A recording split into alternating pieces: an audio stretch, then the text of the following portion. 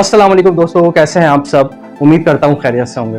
दोस्तों मैं आज मौजूद हूँ सुरजानी टाउन सेक्टर 2 में। यहाँ पर एक नामी गिरामी रियल एस्टेट जिसका नाम Sawas real estate builders and developers है। यहीं पर आज बात करने के लिए हमारे साथ मौजूद है जनाब शाबान अमीर साहब, जो कि CEO हैं Sawas real estate builders and developers. इसी के साथ साथ आप माशाल्लाह सामाजिक कामों में भी पेश रहते हैं। Property dealers welfare association Surjani town, जो कि पिडवास के नाम से जानी जाती है, उसके आप एग्जीक्यूटिव मेंबर भी हैं। तो चलिए आइए उनसे बात करते हैं, कुछ उनके हवाले से और कुछ उनके काम के हवाले से। अस्सलाम वालेकुम शाबान भाई, कैसे हैं आप? वालेकुम अस्सलाम। और सर काम वगैरह कैसा चल रहा है? बेहतर है, अल्लाह का शुक्र है। सुरजानी टाउन में हमारा यहाँ पे कितने अरसे से आप इस फील्ड से वाबस्ता हैं? 20 साल हो गए मुझे। यहाँ सुरजानी टाउन में 18 साल हुए सावास रियल एस्टेट के नाम से। अब यह है कि अल्हम्दुलिल्लाह सावास रियल एस्टेट एंड बिल्डर्स के नाम से यहाँ पे कंस्ट्रक्शन का भी काम शुरू किया हुआ है। सुरजानी टाउन की मार्केट दीगर इलाकों की निस्बत कैसी है? बेहतर है ज़्यादा, मैं समझता हूँ, क्योंकि यहाँ पे हर रेंज का हर एतबार से प्लॉट मिल जाता है। लोगों को मैसर आ जाता है रिहाइश के एतबार से। किसी को लो कॉस्ट उसके अंदर चाहिए तो उसमें भी मिल जाएगा। बड़ा प्लॉट अगर किसी को चाहिए तो उस एतबार से भी मिल जाएगा। इस वक्त आपके कितने प्रोजेक्ट मुकम्मल हो चुके हैं और कितने लाइनअप हैं? अल्हम्दुलिल्लाह 3 प्रोजेक्ट कंप्लीट हो चुके हैं। एक प्रोजेक्ट जो है वो अंडर कंस्ट्रक्शन शायान आर्केड के नाम से, जिसका अभी हम सेक्टर 4A के अंदर ग्रीन बस टर्मिनल के साथ है, और इसका अब हम करीब जो है नेक्स्ट मंथ पोजीशन दे रहे हैं लोगों को। और इससे पहले 2 प्रोजेक्ट्स, एक महाद आर्केड के नाम से और एक कदीर एवेन्यू के नाम से, इनके हम ऑलरेडी पोजीशन दे चुके हैं। आप सुरजानी टाउन के अलावा और किन किन इलाकों में डील करते हैं? मेन तो बेस तो हमारा यहाँ सुरजानी टाउन में ही है, क्योंकि यहीं पे इतना माशाल्लाह कारोबार है, लेकिन फिर भी स्कीम 33 में भी हमारा काम है। ऑनलाइन प्रॉपर्टी पोर्टल्स के आने से आप लोगों के काम में कितनी तेजी देखने में आई? इससे हमारे काम के अंदर काफ़ी तेज़ी आई है, क्योंकि मैं समझता हूँ कि इससे लोगों में भी अवेयरनेस आई है। किसी ने अगर रेट लेना है तो पूरी दुनिया में कहीं से भी उस प्रॉपर्टी की डिटेल दे के और रेट्स वगैरह जो है वो लिए जा सकते हैं। कोई भी मकान, फ्लैट या फिर प्लॉट वगैरह लेते वक्त एक आम आदमी को किन बातों का ख्याल रखना चाहिए? अगर प्लॉट लेना है तो प्लॉट लेने के एतबार से तो उसका जो भी कंसर्न डिपार्टमेंट है, KDA, MDA या LDA, जो भी डिपार्टमेंट है, उससे जाके बाकायदा खुद जो है वेरिफिकेशन करें डॉक्यूमेंट्स वगैरह की, तमाम चीज़ों की।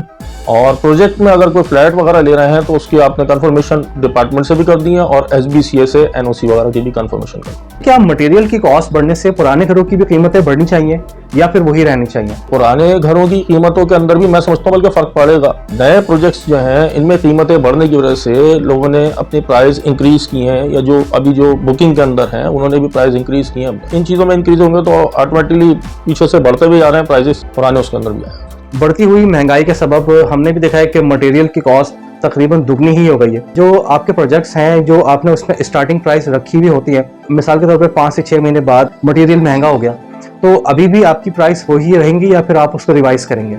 देखें, जो अंडर कंस्ट्रक्शन है, जो अभी स्टार्ट हुए हैं, तो उसके अंदर तो रिवाइज करने पड़ेंगे प्राइजेस, क्योंकि इसके अंदर तो ये होता है, जाहिर सी बात है, जैसे जैसे महंगाई में इजाफा हो रहा है तो हर चीज़ में फ़र्क पड़ रहा है। जो प्रोजेक्ट्स हमारे फिनिश हो गए हैं या पोजीशन के ऊपर हैं, उनमें हमने कोई रिवाइज नहीं किए, लेकिन मैं समझता हूँ कि तकरीबन हर बिल्डर को ही रिवाइज करने पड़ेंगे, उसके बगैर कुछ आ रही नहीं। आमतौर पर एक बिल्डर को या फिर रियल एस्टेट एजेंट को सरकारी इदारों में लीज, सब लीज, डॉक्यूमेंटेशन वगैरह के हवाले से क्या क्या मुश्किलात पेश आती हैं? डॉक्यूमेंटेशन के एतबार से सब लीज या फिर ये SBCA के अंदर ज़्यादा मुश्किलात मैं समझता हूँ दरपेश आती हैं, जो उसके अंदर जो प्लानिंग वगैरह के एतबार से या NOC लेने के एतबार से, इन चीज़ों में है। बाकी इदारों में तो जाहिर सी बात है, जाना आना होता है तो वहाँ तो धक्के लगते हैं वहाँ पर। सुरजानी टाउन की बात हो और चाइना कटिंग का तस्करा ना हो, ऐसा हो ही नहीं सकता, तो इस पे आप क्या कहेंगे? कुछ लोगों ने, बेचारों ने परेशान हाल, जो लोग यहाँ पे लो कॉस्ट के अंदर देखना चाह रहे थे, उनको आबादी में ये चाइना कटिंग वगैरह के मिल गया, उसमें फंस गया, किसी रिश्तेदार ने फंसवा दिया, ऐसे ले लिया।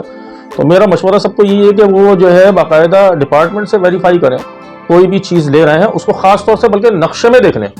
जो रेगुलर प्लॉट्स हैं पूरे कराची में कहीं भी, तो वो नक्शे के अंदर मौजूद होगा उसका प्लॉट नंबर, और जितनी भी इलीगल कटिंग्स वगैरह हैं इनके ये लेआउट में नहीं होंगे ना, उस इलाके के, उस स्कीम के या टाउन के लेआउट में वो प्लॉट नहीं होगा, तो उसको उससे कंफर्म कर लें। किसी भी अपने प्रोजेक्ट को शुरू करने के लिए किन किन चीज़ों को मद्देनजर रखना पड़ता है? पहले तो सूरत हाल मार्केट की देखते हैं, तो उसकी अगर कोई मुनासिब सूरत हाल होती है और मार्केट थोड़ी बहुत चल रही होती है, रन हो रहा होता है कारोबार, तब हम कोई प्रोजेक्ट लेकर आते हैं तो लॉन्च करते हैं। आपका कोई भी अपना प्रोजेक्ट जो होता है तो आप कितने साल के अंदर उसकी पोजीशन जो है वो लोगों को दे देते हैं? यहाँ पे असल में थोड़ा सा लो रिकवरी है, स्लो है रिकवरी, तो उसकी वजह से हमें तकरीबन 3-3.5 साल नॉर्मली जी। लोअर क्लास तबके के लिए आपके जितने भी सारे प्रोजेक्ट हैं तो उसमें उनके लिए क्या क्या खुसूसियात हैं? रोड साइड पे हैं बाजार और बस स्टॉप ये सब चीज़ें इससे नियरेस्ट हैं, मतलब गुंजान आबाद के अंदर आपको मिल जाएगा। आपके प्रोजेक्ट में रियल एस्टेट एजेंट हजरात के लिए क्या क्या बेनिफिट्स हैं? हम तो खुद भी रियल एस्टेट फील्ड से जाहिर सी बातें वापस आते हैं,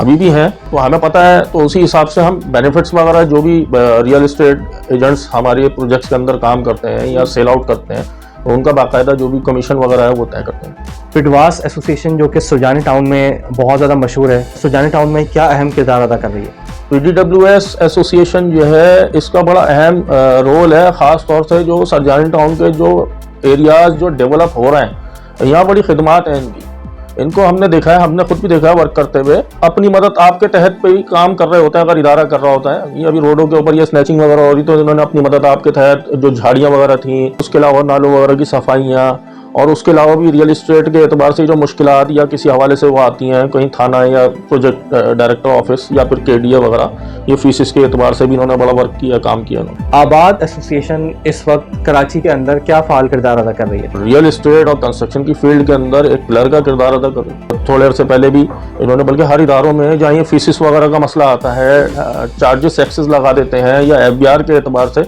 मतलब हर चीज़ में बिल्डर कंस्ट्रक्शन फील्ड के अंदर, रियल इस्टेट फील्ड के अंदर आबाद का एक अहम रोल है। 4 स्टार रेजिडेंसी के हवाले से मैं ये चाहूँगा कि आप हमारे नाज़रीन को कुछ ज़रा तफसील से बताएं। 4 स्टार रेजिडेंसी हमारा अल्हम्दुलिल्लाह अच्छा प्रोजेक्ट है, मेन रोड पे है, 300 फीट रोड पे है, 4K चौरंगी से नियरेस्ट है, बस स्टॉप से नियरेस्ट है, बेसमेंट ग्राउंड प्लस 6 प्रोजेक्ट है, और लिफ्ट्स भी दिए हैं इसमें हमने माशाल्लाह। इसके अंदर नीचे पूरी मार्केट है, और इसमें 1 बेड लाउंज, 2 बेड लाउंज और 2 बेड ड्राइंग लाउंज, इन 3 कैटेगरीज के हमने जो है फ्लैट्स रखे हैं, ताकि हर रेंज के एतबार से लोग ले सकें। आमतौर पर रियल एस्टेट एजेंट और बिल्डर का आपस में कैसा रिश्ता होता है? देखिए, रियल एस्टेट एजेंट और बिल्डर हजरात की बॉन्डिंग अच्छी होती है, लेकिन वो बाज़ औक़ात कुछ मिसअंडरस्टैंडिंग हो जाती है, क्योंकि ये तो इंस्टॉलमेंट्स पे चल रहे होते हैं, बिल्डर प्रोजेक्ट जो चल रहे होते हैं, अब उसके अंदर कोई उनका कमीशन तय है, तो उसके साथ साथ उनका वो भी तय हुआ होता है कि भाई आपने 40% या 50% तक पार्टी की पेमेंट रिकवर करानी है, उसके बाद फिर आप फारिग हो जाएंगे अपने कमीशन लेंगे। रियल एस्टेट की फील्ड में एक ब्रोकर का किरदार कितना अहम होता है? मेन किरदार है ब्रोकर का, क्योंकि कोई भी आदमी लेने के लिए, अपने लिए कोई घर या कोई ज़मीन लेने के लिए आ रहा है, तो उसको तो ब्रोकर की खिदमत तकरीबन लाजिम पर मजलूम है ही। तो कराची जैसे शहर में एक आम आदमी के लिए घर लेना कितना मुश्किल हो गया है, या फिर बना दिया गया है? देखिए, ऑल ओवर सब जगह पे महंगाई की वजह से तो फ़र्क पड़ा है। अब यहाँ कराची के अंदर तो वैसे ही ज़मीनों की जो है, जो बिल्कुल आबाद हो गए इलाके, वहाँ तो बिल्कुल गुंजाइश से बाहर है एक आम आदमी के लिए या मिडिल क्लास आदमी के लिए ज़मीन लेना, या बल्कि मैं तो कहता हूँ फ्लैट लेना भी बहुत मुश्किल है। हमारी यहाँ स्कीम 41 के अंदर जो यहाँ पे इतना रुझान है लोगों का कि ये बिल्कुल नॉर्थ कराची टच भी है, और यहाँ पे हर रेंज की हर चीज़ मिल जाती है। आने वाले वक्तों में प्रॉपर्टी के काम का क्या मुस्तकबिल नजर आ रहा है? देखिए, प्रॉपर्टी का फ्यूचर तो ब्राइट है। तकरीबन समझ लें, अगर कोई बैंक के अंदर भी कोई क्लर्क काम कर रहा है, तो वो भी उससे मुंसलिक है, कोई ना कोई एसेट लोग जो है, जो अपनी जो पेमेंट्स हैं उसको प्रॉपर्टी के अंदर, एसेट्स की सूरत के अंदर तकरीबन 60 से 70% लोग समझ लें पूरे इसके अंदर काम कर रहे हैं। कैसा लगता है जब लोगों से इतनी इज्जत मिलती है, इतना प्यार मिलता है? बहुत अच्छा लगता है, अल्लाह का शुक्र अदा करते हैं, अल्लाह ताला ने इतनी इज्जत दी यहाँ पे।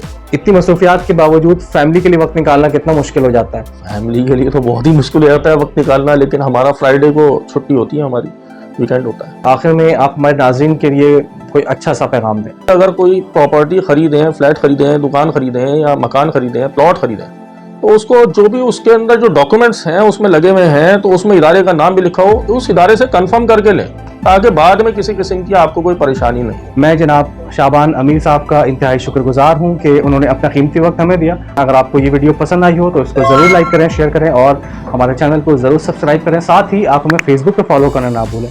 कमेंट सेक्शन में अपनी राय से ज़रूर आगाह करें। Sawas real estate builders and developers के नाम से आपको एक फेसबुक पेज भी मिल जाएगा, जहाँ पे जाकर आप इनकी तमाम तर इन्वेंटरीज देख सकते हैं। इजाज़त चाहेंगे, अल्लाह हाफ़िज़।